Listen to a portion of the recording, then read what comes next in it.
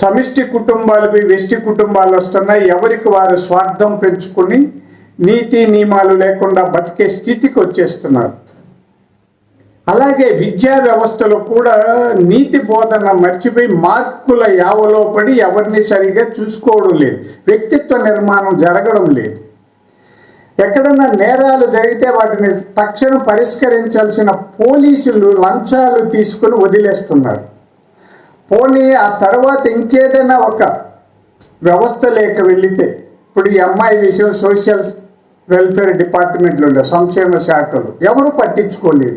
ఇలా కాదని కోర్టులకు వెళ్తే ఆ కోర్టులో తీర్పులు ఎప్పుడు వస్తాయో తెలియదు.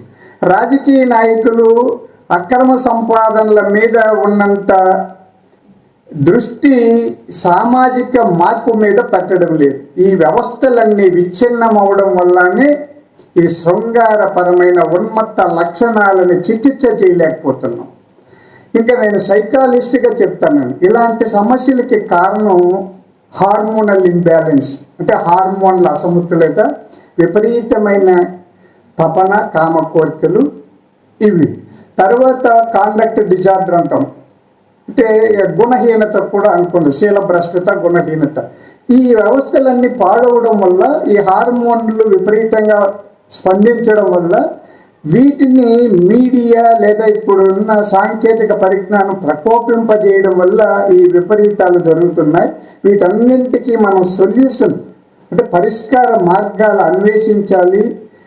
సమాజంలో జరుగుతున్న ఇవన్నీ ఏదో 1-2% లేదా 5% లోపల జరిగే ఈ నేరాలు ఘోరాల వల్ల సమాజం అంతా కూడా ఇలా ఏదో జరుగుతుంది, తలెత్తుకుని తిరగలేని పరిస్థితులు ఉత్పన్నమయ్యాయని భయపడే స్థితి కనిపిస్తోంది. కాబట్టి వ్యవస్థల్ని పటిష్టం చేద్దాం, సామాజిక స్పృహతో పనిచేద్దాం.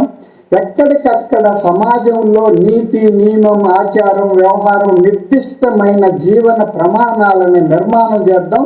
అందుకోసం సామాజిక మాధ్యమాల్లో పనిచేసే వాళ్ళు, జర్నలిస్టులు, మీడియా సంస్థలు అందరూ కూడా కలిసికట్టుగా పనిచేయాలి.